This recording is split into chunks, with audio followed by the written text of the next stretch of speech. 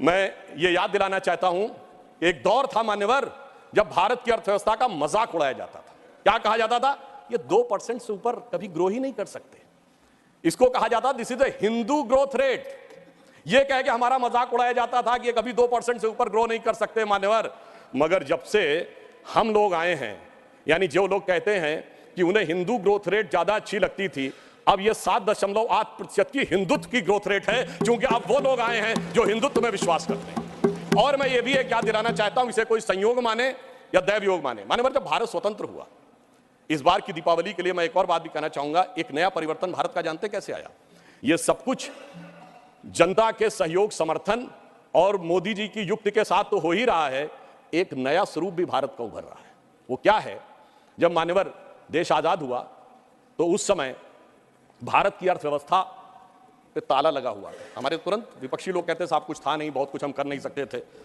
और जब ताला खुला उस समय श्री राम लला विराजमान भी ताले में ही थे। जैसे ही राम मंदिर का आंदोलन शुरू हुआ, अर्थव्यवस्था के अंदर भी नया परिवर्तन शुरू हुआ। 90 से 92 का ही दौर है अर्थव्यवस्था में भी बदलाव का, भारत की अर्थव्यवस्था के खुलने का, भारत की राजनीति की व्यवस्था के भी बदलने का। और यही वो दौर है जिस समय विवादित ढांचा भी गिरा और नेहरूवियन मॉडल भी समाप्त हुआ। यानी अगर आप देखें तो वो दौर था जब फॉरेन एक्सचेंज रिजर्व भी 1 बिलियन पे था। परंतु मैं ये याद दिलाना चाहता हूं, कुछ लोग लगेगा ये तुलना है क्या, तो मैं ये भी याद दिलाना चाहता हूं, उसके बाद एक बड़ा दौर आया जब 2003-4 में, आप याद करिए, हम करंट अकाउंट सरप्लस कंट्री बने। 2003-4 के चौथे क्वार्टर में हम सबसे तेजी से बढ़ने वाली अर्थव्यवस्था हुई और इंडिया सक्सेस स्टोरी 2003-4 में कही जाने लगी। यही वो दौर था जब खुदाई हुई और 70 खंबे निकले थे, जहां से साबित हो गया था कि श्री राम लला विराजमान के पास ही वो मंदिर है।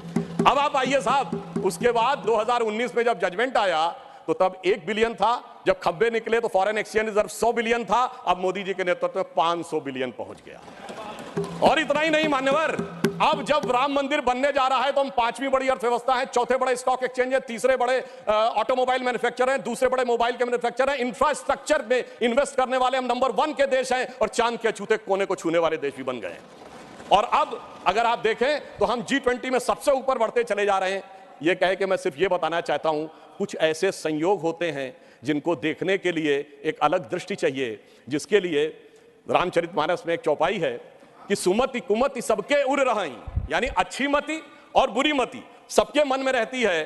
नाथ पुराण निगम यह कहीं, ये पुराण और उपनिषद ये बताते हैं। और जहां सुमति तहां संपत्ति नाना, जहां कुमति तहां विपत्ति निधाना।